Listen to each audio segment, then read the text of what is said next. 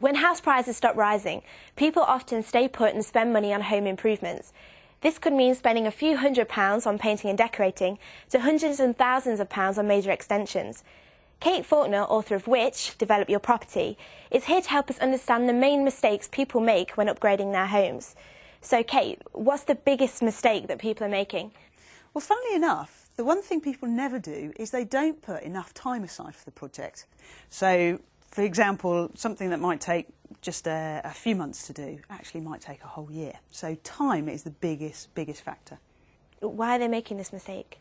Well, what I find people do is they will save up all of their money. So say they're going to do a project and it costs £20,000. What they'll do is they save that money first and then they'll start doing everything that they need to carry out the project.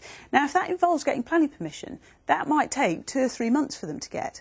After that, you then have to get quotes from builders. That might take another couple of months. And then when you finally decide on which builder you're going to have, he might not be free for the next year. So suddenly, what you thought was going to be happen by Christmas, you'll be lucky to get it done by next Christmas.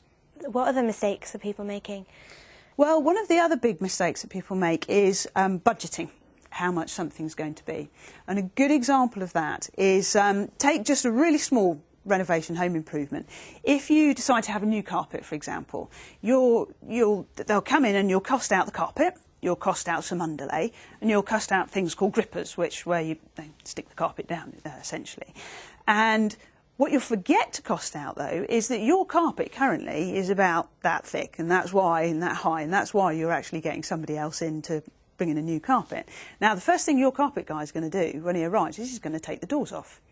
And the reason he does that is the carpet that he's laying is actually about that high. And as a result, he knows that the doors won't fit. Now, you probably haven't budgeted to have the bottoms of the doors taken off, so suddenly what you thought you were going to spend, you're actually spending more. The second mistake that people make is that, say for example, you've got a house which is worth £150,000.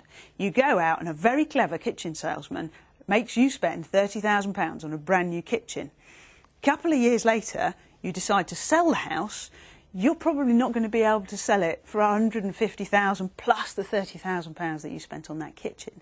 So it doesn't matter if you're staying in that house for a long time, but if you're staying in the house for a short amount of time, when you're doing your home improvements, don't get carried away with the amount of money you're spending.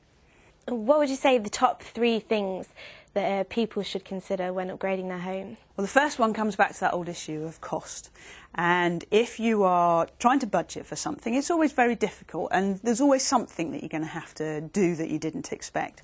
Now, if your property was built, say, in the 1930s or beyond, you'd need a 10%, what we call contingency budget. So if you're spending £10,000, you need to make sure there's £1,000 extra in the background just in case. If your property is older than that, you actually need 30% contingency because you never know what you'll find in an old property. So cost, making sure you budget and having contingency is really important. The second thing is sometimes we get a little bit carried away about the things that we're able to do. So suddenly we are the best carpenter in the whole wide world. And when you actually go and do it, you find out that carpentry is quite a clever skill and that really you should be bringing a professional in. So be very clear about what it is that you can do and what it is that you need to bring a professional in. And be aware as well that if you're dealing with electrics, for example, you can't do anything to those yourself. You have to bring in what's called a Part P registered electrician. It's the same with any glazing. They have to be fencer registered, and you certainly can't touch your gas. So be aware there are some things that you absolutely can't do or you would be breaking the law. And finally, what you need to do is when you start working with tradesmen, you need to make sure that you actually have a contract. Now, they might not have one. You might not want to go to a solicitor to get one, but you can actually go to a website called the Federation of Master Builders, and if you give them a little bit of information, they will actually have a contract that you can download for free. So it's a really, really good tip, and it's something that will really help make sure that your project is as successful as you want it to be.